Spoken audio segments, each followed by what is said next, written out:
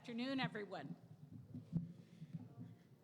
I want to start out by welcoming Jay Norvell to our team. Go Rams!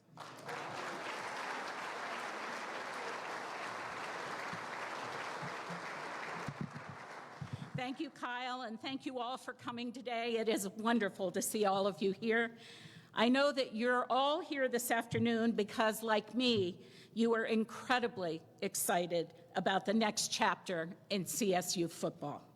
And I want to open today by thanking Athletics Director Joe Parker and the members of the search committee for their hard and fast work over the past few days. And I want to say that that work was done on top of everything else, including a Board of Governors meeting. And we ran with speed like no other. Joe, you and your team have found us an extraordinary new leader for our CSU Rams, and I am thrilled to welcome that new leader. Coach Jay Norvell to CSU Athletics, to Colorado State University, and to the CSU and Fort Collins community, or what we like to call the Ramily. Jay, Kim, and Jaden couldn't be with the coach today, but I want to welcome them to the Ramily as well. And brace yourselves for this welcome to continue for a while. We've already received so many positive messages from students, faculty, staff, and alumni that we can't keep up, and we've had none that are negative. Really extraordinary. These messages are really not surprising. Here are just some of the things that our whole community is excited about when it comes to Coach Jay. He has a long coaching career and impeccable pedigree. Just this year, the National Coalition of Minority Football Coaches named Coach Norvell the College Coach of the Year in recognition of his career, his character, and his success throughout his career.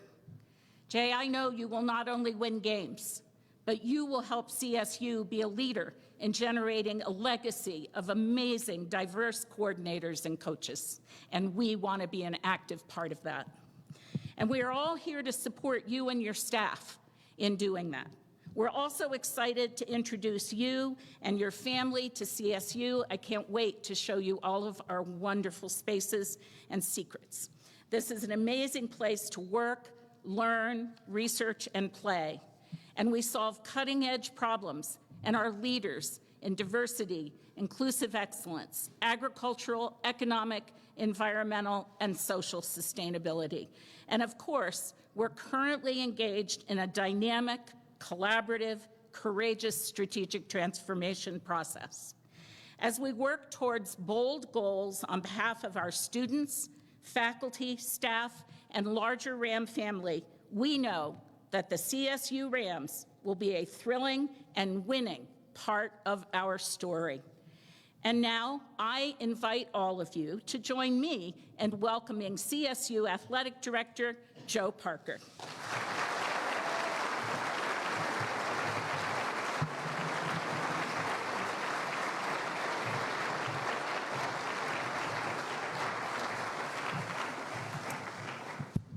Thank you, Joyce.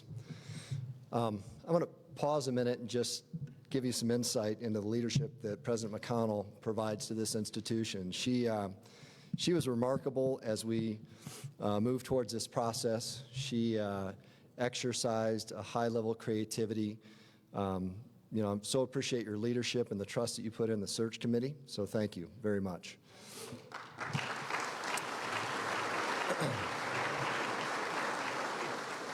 Now it's time for me to welcome everyone in this room, everyone that's watching our live stream, and those of you that may watch it later.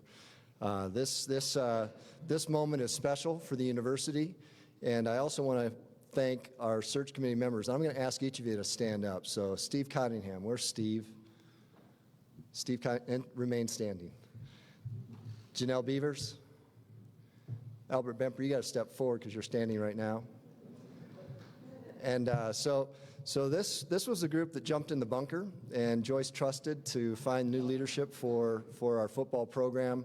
I want to thank you. I also want to thank your spouses, Lisa Cottingham, who's here, Sam, who's not, and Song, who is not, and then my wife, Jen. But it's a process, and obviously you need strong partnerships, and it made a big difference for us as we progress to this moment. So thank you.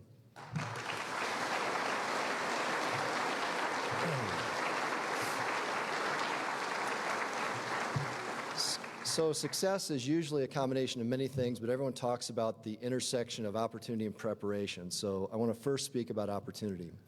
I believe this job in college football is one of the best in the United States of America.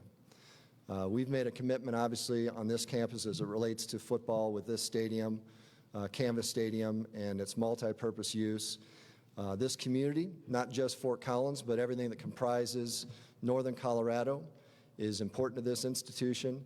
This facility was developed really as a key or primary engagement asset for the institution, and it's incumbent on us to figure out ways to fill it each and every Saturday that we host football, and other days too. So the opportunity that Coach Norvell has is extraordinary.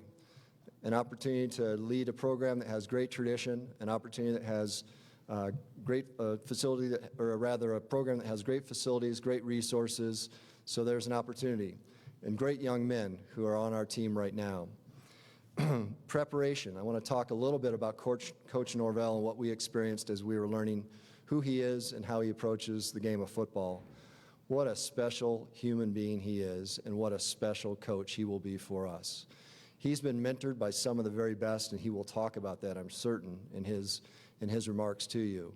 And he's been associated with some of the very best football programs in the nation, and we're so fortunate now that he'll be leading ours. So there's the intersection of opportunity and preparation. He's here, he's with us, he's a Ram.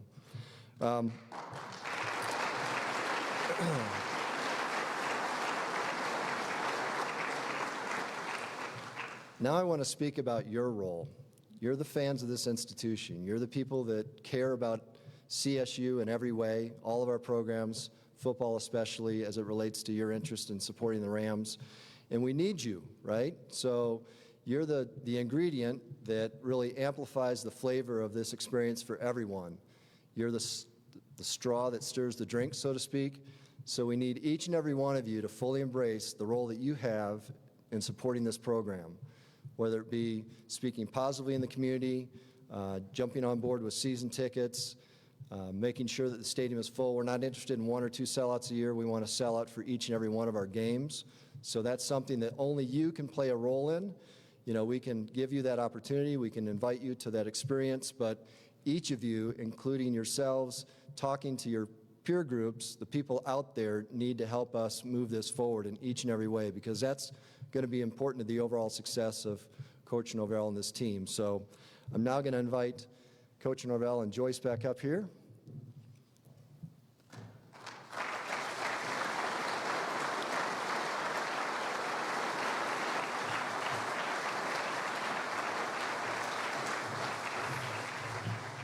Had the opportunity to do this a few times with coaches, and I've never felt so good, so proud as this moment in time where Coach Norvell, welcome to the Ram family.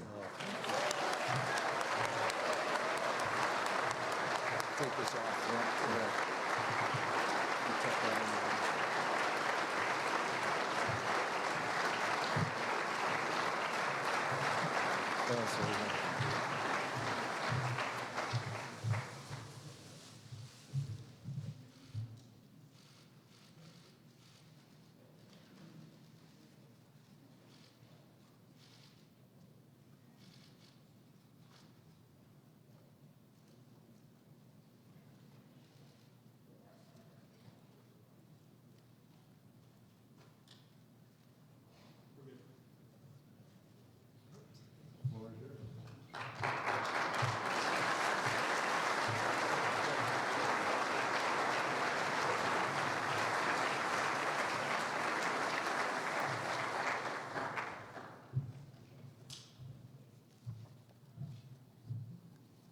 Pretty amazing day.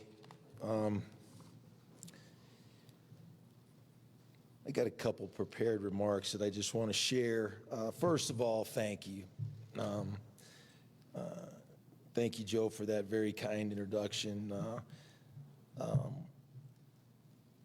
As you might expect, it's a pleasure to be here with you here in Fort Collins, Colorado, December 7th, 2021. I think that's an important date to recognize. Today, I'm honored to formally accept the position of head football coach here at Colorado State University. I want to begin by thanking some individuals that helped facilitate this process. First of all, members of the search committee.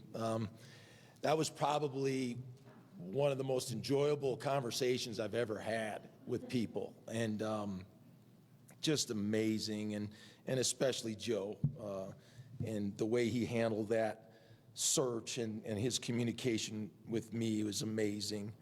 I want to thank these people kind of affected me in my life. My parents, of course, Merritt and Cynthia Norvell, they've recently passed in the last couple years, but I do feel their presence here today. You know, I've been around some amazing people, like Joe said. And Joe Castiglione was our athletic director at Oklahoma. Hayden Fry, my college coach.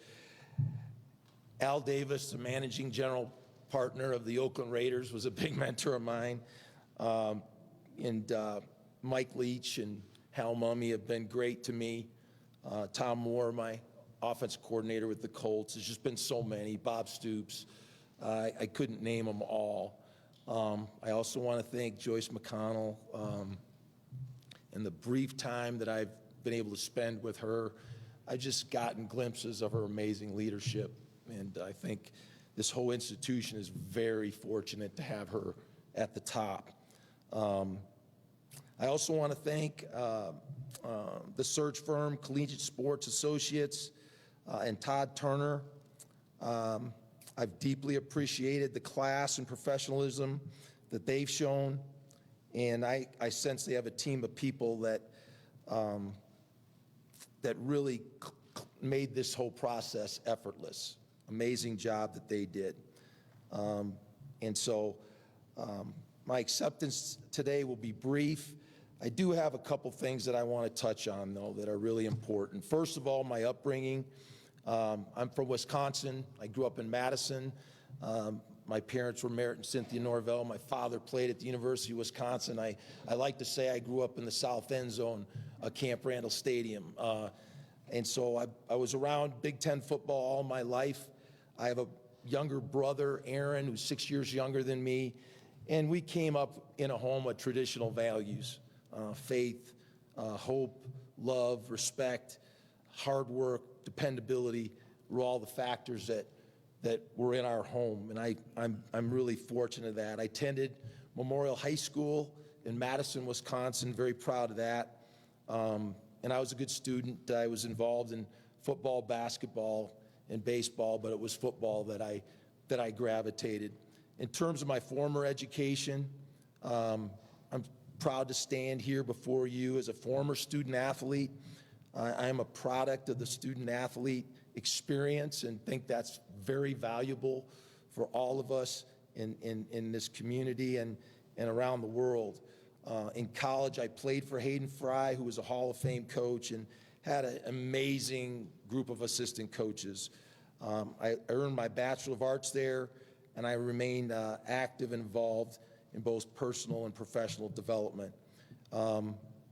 You know, as a student athlete, I was transformed, and I have so much respect for that process and what we do to help change our culture, really, in our country. My professional experiences, I've had 10 different coaching positions in 30 years. Most recently, I was the head coach at the University of Nevada. You know, I've worked at great institutions, Oklahoma, UCLA, Texas, Nebraska, Arizona State. And I think those stops have prepared me well for this day. You know, I want to talk about three things that are so important to me in our program. And I mentioned this to the team earlier, and The best teams that I've been a part of, we haven't had a lot of rules, but the rules that we had, we lived by them, and we never cheated them. And our first rule that we live by is respect. We expect all the players to have respect for one another, treat each other the way they want to be treated. Coaches, equipment people, strength coaches, everybody in the program, we expect to be gentlemen. And I told the players today, I want gentlemen. Manners matter. And I think it comes from my mother's upbringing. But what's happened to manners in our society? I don't understand it. And it's amazing when people treat each other with respect, how few problems you have. And so that's so important to us. And so that's number one. The second one is to learn to live with 100% accountability. I've been around so many successful people, and the most successful people understand that it's the choices that they make that will lead to their success or failure. And so we want our players to understand that. And I start every meeting 5 minutes early. And I want our kids sitting there with a pad and pen ready to go. And there's an old saying that says, if you don't have to get ready if you stay ready. And I tell our kids all the time, the college campus is the most amazing place you can ever go to because there's opportunity everywhere. And all you got to do is take care of it and take advantage of it.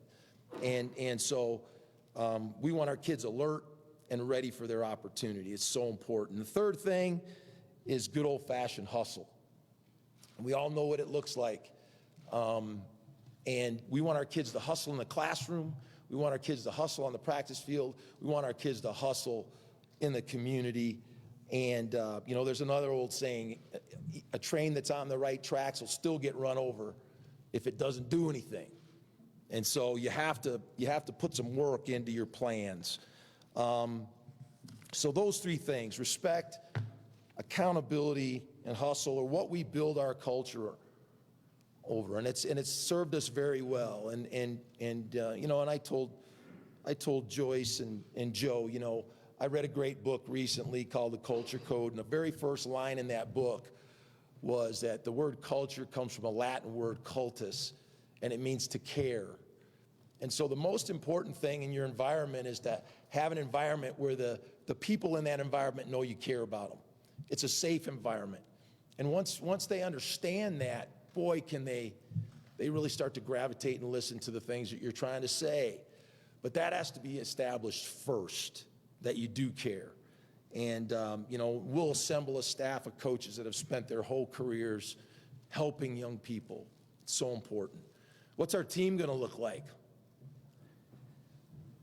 What's our team going to look like? I've been affected by some of the great football people, and I think of myself as a football man.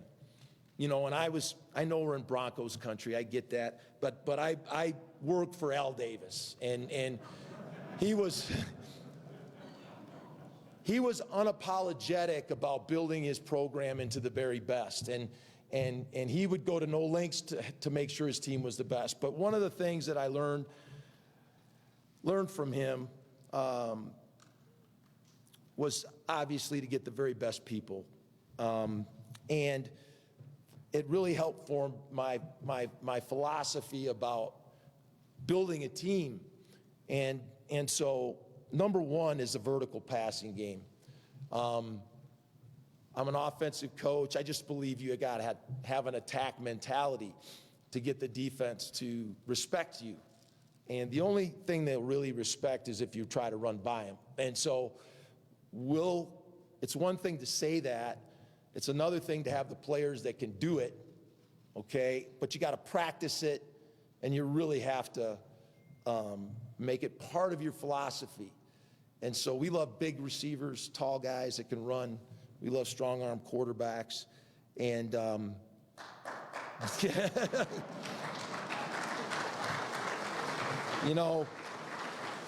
I really believe this, that, and I've been in football a long time. There's a lot of people in football that don't know what a quarterback is or what it looks like or what you should look for in a quarterback. There's a lot of people making bad decisions about quarterbacks, and so I appreciate that.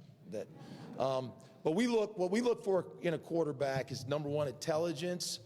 Number two is accuracy, And I just think it's the worst feeling in the world when you're a fan and you go to a stadium and you know your quarterback can't throw. What's the worst feeling in the world? It's terrible, okay? So we'll work hard not to have that happen here, okay?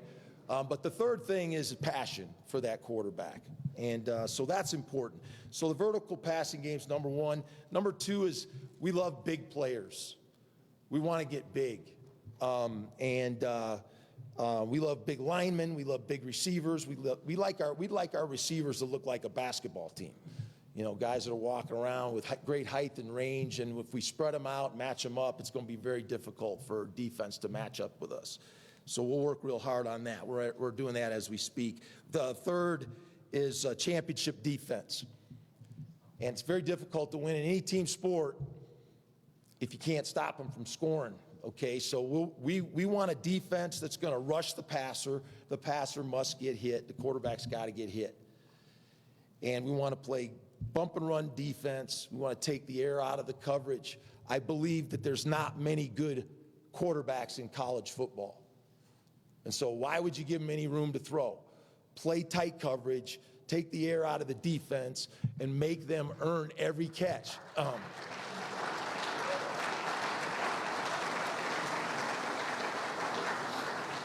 So we plan on having a good quarterback. They can throw and complete passes, so we want to make it real difficult on the ones that don't. And so that's number three. Number four is a fanatical group of special teams players. And on our team, everybody will play special teams. On our team, all starters will play special teams. We'll have great kickers, punters, and specialists that are ready to perform when the game's on the line.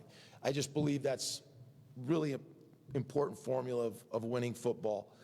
And then lastly, but most importantly, a group of special men that have grit. And that's the most important thing. And football's tough. Football's hard. I told the players, when you lose, it's hard. And you lose twice, it's even harder. And, I'm an old soul. I told President McConnell, I'm on the cutting edge of innovation. We use computers and virtual reality, all this stuff to help us learn how to throw the ball better. But I'm old school traditionalist. And, Bear Bryant said, you never know how a horse will plow till you hook him to a heavy load. And I told the players today, we're going to hook you to the heavy load. And we're going to find out what you can pull. Because when you lose and you get in the fourth quarter in a tough game, it's that grit, it's that resilience, it's that fortitude that you got to get back up and fight. And so that's what we're going to develop. That's what we want to be known for. We want to be known for a team with grit. We want to be known for a team that when it gets knocked down, it gets back up, and it gets back up again, and gets back up one more time, and never, ever, ever gives up. That's what we want to be known for. Lastly, my closing comments. My wife, Kim, is not here today, and my son, Jaden, but Kim's my best friend. She's my soulmate.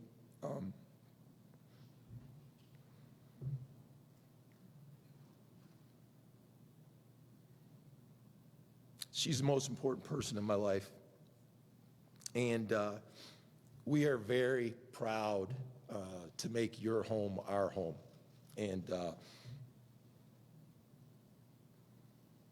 today's a great day to be a Ram. And I'm sorry, when I talk about things that are important, I get like this. It's been an emotional few days, but I'm humbled by the confidence that President McConnell and Joe have in me. And I'm going to say one last comment before I finish, and I really believe this. I talk to the players all the time about focus. I'm a student of people's body language and their energy, and I really believe that energy is the most important thing about getting something done. I really do. And I just look at people. I watch their body language, and I am convinced that your energy is where your focus is. And I tell our players that all the time. When I see a kid slouching on the field, you know, he's not ready to get anything done. When I see a guy looking at me and he's dialed in, I can feel his energy. But I want to say this to Ram Nation. When you have one person that's focused and has energy, it's a powerful thing. But when you get a whole group of people that are focused and have energy in that stadium, wow. 2 + 2 = 10 then. And that's what we're going to do. I can't wait to go to work. Thank you very much. Go Rams.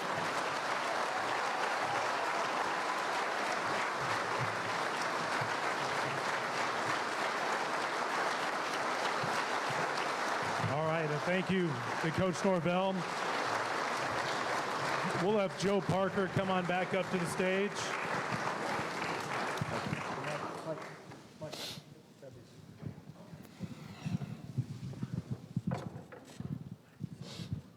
Well, it's just an awesome crowd to see everybody here on this afternoon. And look, you can feel that energy in this room. I think you can feel that energy across Ram Nation. You look across social media, look at our friends in the media, both on a local and national level. And heck, even personally, my cell phone's been blowing up the last few days.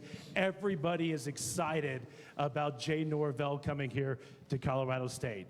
I'll introduce myself, Brian Roth, the voice of the Rams. We're going to have a couple questions for Joe and Coach Norvell, and then we're going to open it up to the media that have come and are in attendance. And Joe, let's start with you.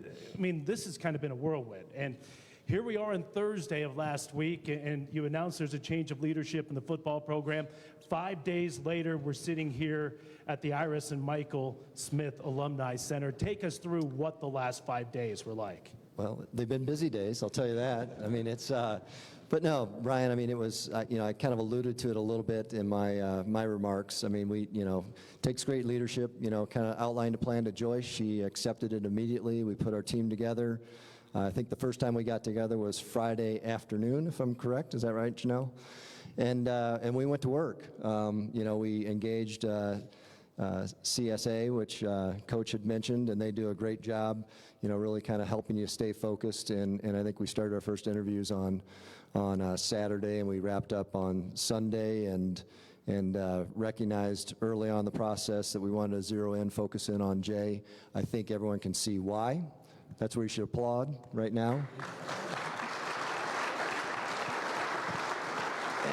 And it was clear that, you know, this was an opportunity that he really wanted. And so when you get that two sides, you know, so we had a strong desire to bring him here, and he had a strong desire to be here, and it moved pretty quickly. So proud of the process, and certainly proud that we have Coach Norvell here. You know, Jay, I know Colorado State was on your mind. It's the last team that you coached against. But what was your reaction when Joe Parker and Joyce McConnell reached out to you and said, hey, we are interested in having you to be our head football coach? Well, I was very interested to visit with them and find out what their vision is for this program. And I have always had an amazing respect for Colorado State. It's always been a strong football school with great coaches and players, and just the facilities. It's amazing. You know, the stadium, you know, obviously we played here, and but I didn't get a tour, and I didn't get to see everything that this stadium has to offer, and the meeting rooms, and the weight room, and the training room. It's incredible. It's they did an amazing job putting this together, and I told Joe, you know, I've played in the Allegiant Stadium in Las Vegas, the brand new Raiders Stadium. We've played in the Cowboys Stadium, professional and college of Oklahoma, Texas, and those are all great places. But this stadium does not have to take a backseat to anybody in football, and you should be very proud of that. Well, it's pretty clear that Jay likes this stadium. He has played here twice, and his offenses have put up 94 points in this building. So You should play every game. that's right. You're going to bring the air raid offense to Colorado State. You talked a little bit about what you like in a quarterback, how you like the vertical passing game, but kind of describe a little bit more for Ram fans out there what the air raid offense is. Well, I've been in football a long time and really spent most of my years in the West Coast offense, and the air raid was developed, from Hal Mumme and Mike Leach, and it came from BYU. It came from the West Coast. So a lot of the principles were similar to what I kind of was raised on. But I just love the simplicity of it, the ability to practice. It's really built on the old John Wooden philosophy of we don't really care what the opponent does. We just want to do what we do better than everybody else. And so it's very simple. But we're a little bit different in that we run out of the pistol. I got a chance to spend some time around a guy named Chris Auld, who was at Nevada, who invented the pistol. And but we run out of the pistol, we run the ball downhill. We are physical, and we do want to be a downhill running team. The other thing that we do is a little differently is we throw down the field. We throw deep. We also play action, which is quite different. And so, we would like to be more balanced and run the football, but we want to get the ball to all 5 skill players. I think that's what makes us unique, is that every player will touch the football, and not equally, but pretty close. Jay, you've been in coaching a long time, over 3 decades, spent 6 years in the NFL. You talked about some of the big-time programs you've been around, but waited a long time to become a head coach. You became a head coach 5 years ago at the University of Nevada. I'm curious, how different does it feel with 5 years of coaching under your belt, and how much more prepared maybe do you feel here today than you did 5 years ago? It's light years. It's funny, I told my wife gave me a ride to the airport this morning. I said, this is totally different. No, you just know, when before you become a head coach, you wonder if all the thoughts and ideas that you really have will work. and until you sit, you guys are leaders, until you sit in the chair and you work through those issues, you're really not sure. And so I just think that 5 years of trial and error and really centering on the things that are most important will allow us to get to the answers very quickly. And, we expect to win. I mean, I told the team today, we expect to win. And this team is not far away. They played a lot of close games. But it's your reaction to when things go bad that really defines who you are. And that's what our kids got to understand, that, getting knocked down is part of the journey. It's part of the adversity that you go through in this sport. And, I say it to my guys all the time. Sometimes you get the bulls, sometimes you get the horns. And so you got to be willing to go through that and to get to the prize. And so we'll talk a lot about that. Our off-season training is designed to train leaders and to train, and it's adversity training. It's what do I do when I get in these situations? Our strength coaches will press these guys to do things they never thought they could do. We do something that's kind of unique. We work out on Saturday mornings, and to keep people in bed on Friday nights, and in the off season. And I think that's been very good for us. But we'll do a different challenge for the 8 weeks of winter training, and all those challenges are designed to test the mentality of our players and to show them that they can do things they never thought they could do. Joe, one more thought for you from me. Obviously, a lot of things impressed you about Coach Norvell, and you look at what he's done at the University of Nevada, but talk a little bit about some of the things that really impressed you from him, and talk about his recruiting ties as well. I mean, Coach has deep recruiting ties in the state of Texas, and then obviously California, and deep recruiting ties to in particular, Southern California.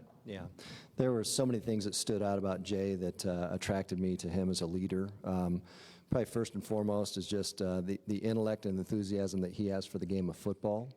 Another big thing for me always is a demonstration of humility, and Jay is certainly that. I mean, he recognizes the importance that he has when he's interfacing with young people, but there's always a humble demeanor about him.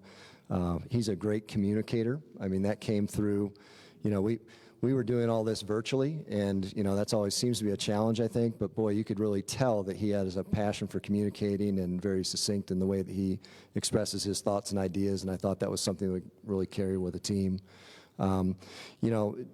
Jay's been at a lot of the great places that play college football, and, that's given him access to, really all kinds of markets and opportunities, but certainly the last 5 years that he spent in our own league was very attractive to us. He knows the Mountain West region and understands where to find great players, and so that made the decision, again, a really easy one for us. All right, Jay, my final thought for you, making history here today, the first African-American coach in program history at Colorado State.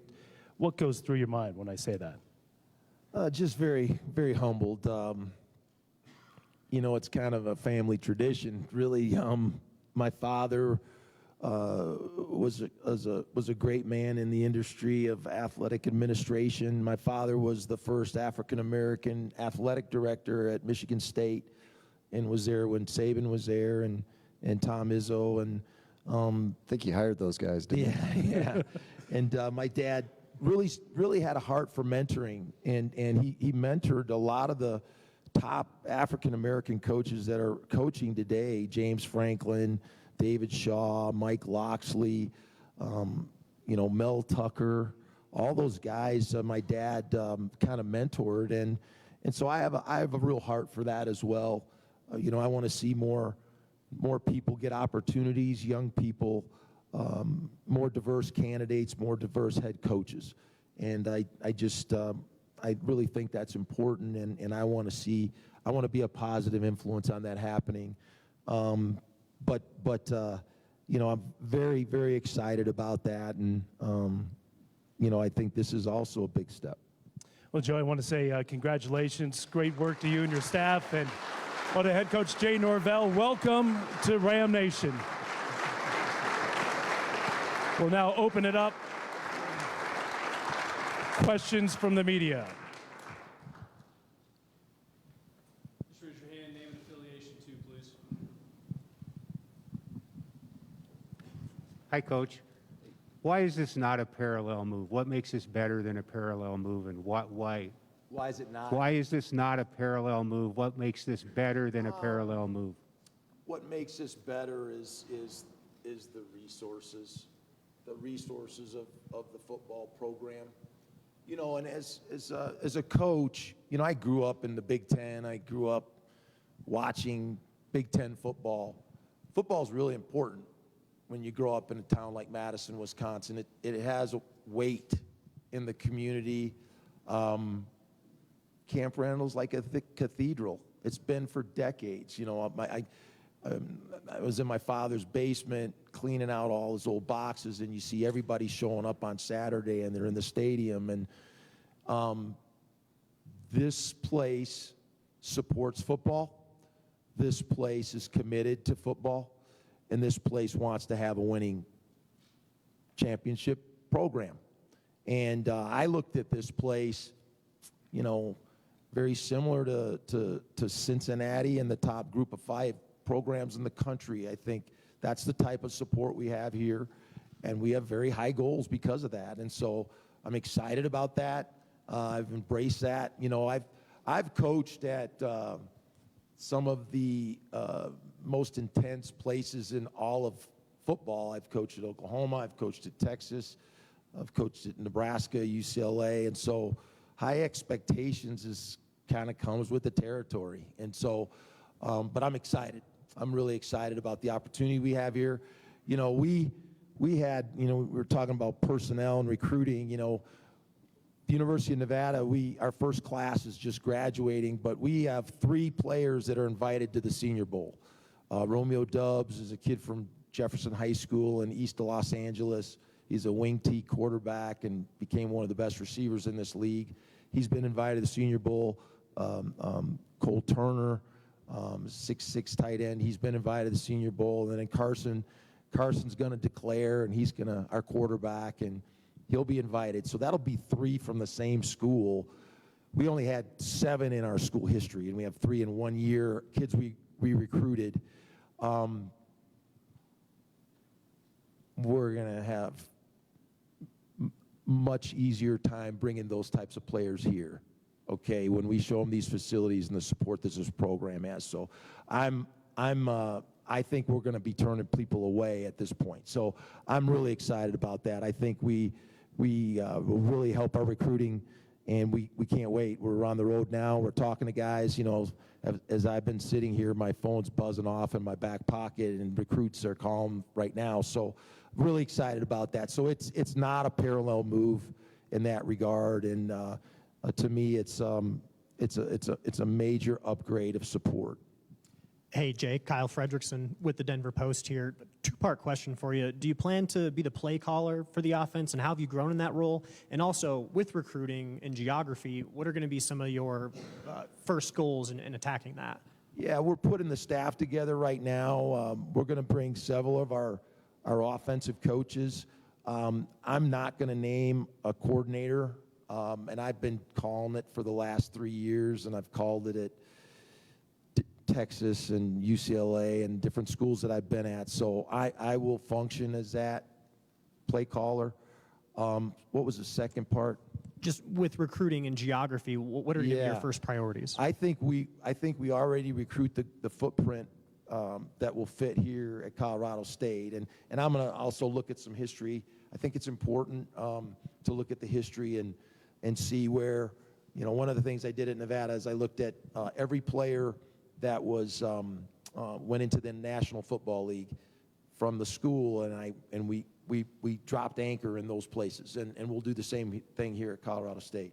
But you know, we primarily recruit the state of California, Northern California, the Central region, and Southern California. We recruit deeply. You know, and I just want to say this: I coached at UCLA. I've been at different places, Arizona State.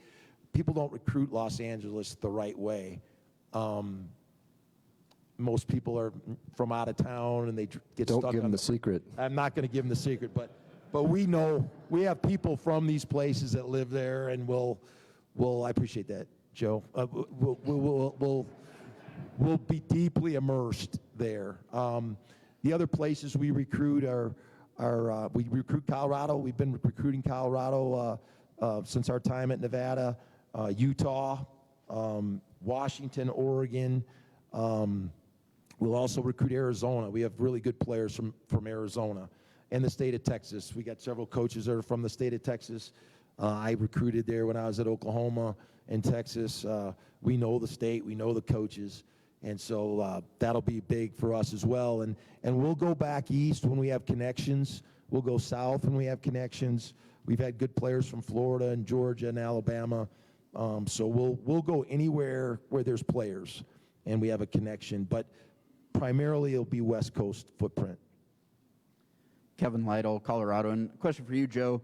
Obviously, it's rare to have a move within a conference. When did you realize this could be possible? And then just a second, how many candidates did you end up interviewing?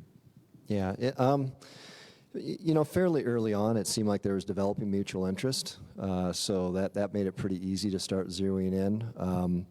And we wanted to get a comprehensive look to really understand who would have thoughts about being a part of this program. We wanted to felt we owed that to ourselves, but as I said, we got really closely focused on Jay and feel certainly really good about the outcome. As far as number of candidates, I probably won't, that's part of the confidentiality of the search. Yeah. Jay, Kelly Lyle with the Fort Collins, Colorado. You talked about the stadium and the importance. Would you have looked at this job without the stadium being here if they were still playing games at Hughes? It would have been depend on the facilities and the support, but I don't know. I don't know the answer to that question. Hey, Jay, Eddie Hers, Loveland Reporter Herald. You obviously published a book about wide receivers, have coached a lot of great players at that position. I'm curious, what are your keys to developing the wide receiver groups? I appreciate the plug. Yeah, I did. I did. I don't know. It was about 2010, and I got a call from a company called Human Kinetics, which is the largest athletic journal company in the world. They produce books on everything from volleyball to soccer to water polo to football, and they wanted somebody to write a book about wide receiver play, and they approached me because I had coached great players in college and in the NFL. I had Marvin Harrison, Reggie Wayne, and Marvin went to the Hall of Fame, and then I had a bunch of great kids at Oklahoma: Sterling Shepard, Kenny Stills, Ryan Broyles, all Americans. And so their receivers are very diverse. There's a lot of different kinds of great receivers. There's big receivers, there's little receivers, there's fast receivers, there's possession receivers, and they all have value. And so, most receivers are very intelligent, very good ones. They have great ball skills. They have great agility and body control. And so it's just it's identifying those qualities and then understanding how you're going to use it. And so as a college coach and professional coach as well, our job is to identify talent. Number one is to identify and recruit and bring the best talent here to Colorado State. And then you have to develop the talent. And so when you get a great player, if he runs fast and he's got length and he can run deep, well, then it's your job as a coach to do that and allow that kid to do what he does well. And so many coaches fail in that regard. They don't put their players in position to use their skills. And I think professional football really teaches you the importance of that. I think my experience of being in pro ball, when I call a play, I know where people are. And I know there's a reason and a matchup to where those people fit in. And we teach our quarterbacks to understand that too. If I'm running 4 verticals and it's man coverage, well, who's better, that guy or that guy? So you have to understand all that, and it has to be part of your process and how you develop players and how you develop an offense and how you develop a defense. And so many people call plays and are play callers with no understanding of their own personnel, and that's not the way to do it. In the National Football League, you're paying this guy $12 million, you're paying this guy, $150,000. Well, that guy's probably getting paid because he's a playmaker. You better give him an opportunity to do that. So, I was with the Raiders, and we had Jerry Rice, Tim Brown, Jerry Porter, Charlie Garner. All those guys deserve to get the football. I'm sorry, Bronco fans, but I mean, they all deserve to get the football, and you had to find ways, and you had to game plan ways, and you had to call plays to get them the ball. And I think that's what professional football taught me. Coach Terry Fry from Mile High Sports. Attrition is inevitable. At Nevada, in that first year, you turned over your roster considerably, almost 2/3. Have you made it clear to these guys here that it's your way or the highway? And is that what happened in Nevada? Was it the highway? No. I did not tell them that. Today I did tell them what our expectations were, though. And I think that's important, to clarify expectations. And I think you have to stand for something or you fall for anything, right? So we have standards that we expect. And I just mentioned them to you, be respectful, learn to live accountably, and work and hustle. And yeah, we started off with those same principles at Nevada, and we had some people that didn't live up to those. We had some people that weren't respectful. We had some people that couldn't get along with people, there's an old saying, I don't know if I should say it, I probably shouldn't, but I'd rather have 1,000 enemies outside the tent than one inside. And that's football. You have to be committed, you have to be united, you have to be on the same page, and you either are or you aren't. And so, it's more about expectations, and we'll be very clear about that with this group of guys, and we started today. And everybody will have those expectations, and we'll begin making sure they live up to them. Jay, Sean Keeler at the Denver Post. Welcome. You said the C word, which I didn't know I was going to hear, and Cincinnati. This is a place that has paid a big-time investment, big-time infrastructure. Is it ready for that kind of big-time barn? How far away is it to get there that every group of five wants to be? That's a fair question. I think number one, it all starts with recruiting, and you have to get quality players. You know, Cincinnati's not winning by accident. They're winning because they have good players, and so that's number one. And I'm so excited because I want to be in a place where you can recruit. I understand. I've been on teams with great players. Players win games. You know, I think Belichick's right. I think coaches just screw it up. And I mean, you have to recruit good players. You have to train them what to do, and then you got to turn them loose on Saturday. And we do that. You know, we probably, you know, I worked for one of the great minds in football, Tom Moore, who was the coordinator with the Indianapolis Colts. And you know, Tom would train Peyton and give Peyton the flexibility to change plays, to adjust routes, to get, he would give them the answers to the test. And I think that's the way you play this game. I think it's the best way to play this game. And so we spent a lot of time training our guys that way. But to answer your question, I think we have the potential. And I told the kids the goal. I mean, and I'm not afraid to say it. You know, our goal, we want to play on New Year's Day. We do. We want to be in the big bowl game. And or why get up every morning? You know, I don't want to get up to be average. I'll go do something else if I want to do that. If I'm going to coach this game, we're going to coach it to win. We're going to coach it to be the very best, period. And I told the kids today, and President McConnell, Joyce and I were talking about it, you know, one of my favorite words is urgency. I said it to our kids the other day. You have to have a sense of urgency every day and a sense of purpose to accomplish something special. And that's uncommon. It's uncommon to do it consistently.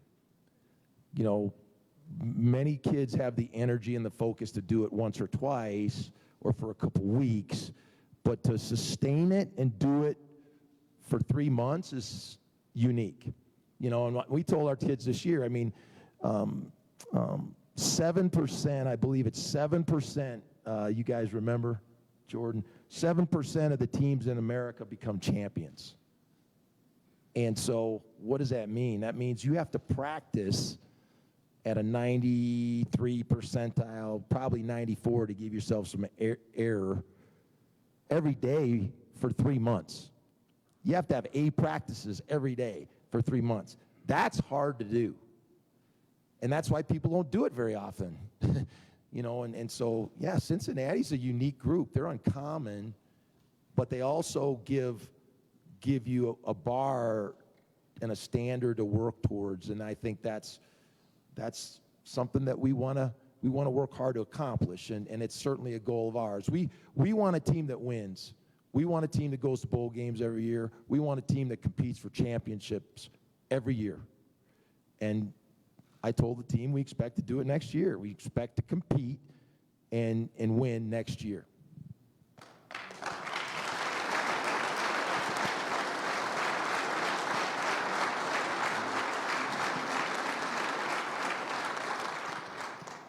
Speaking of urgency, you have a signing day coming up in about a week. Just what's your kind of priority list of evaluating current roster, recruiting, transfer, all that? All of the above.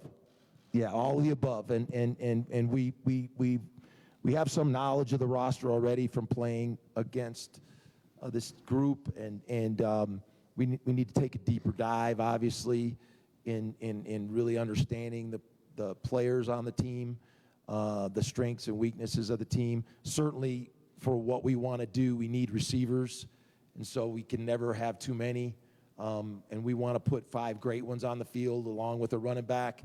And so we'll take a real deep dive into that.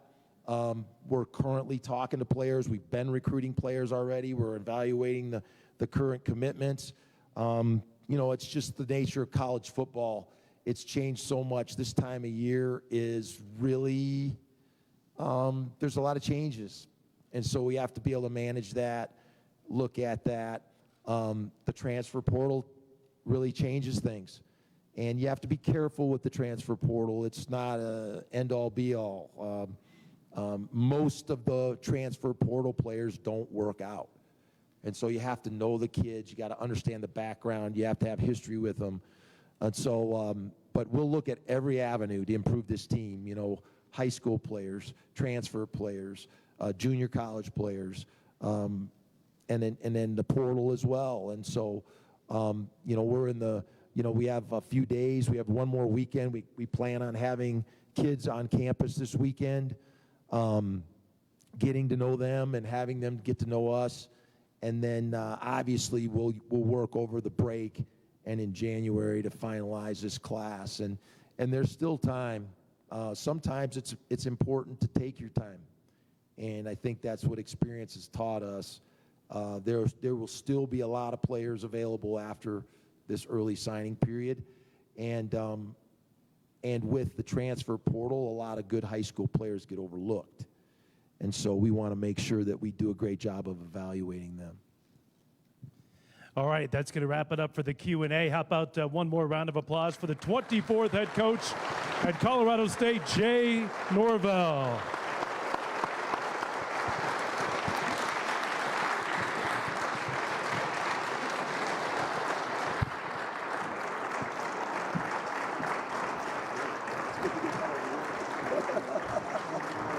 Yes, sir.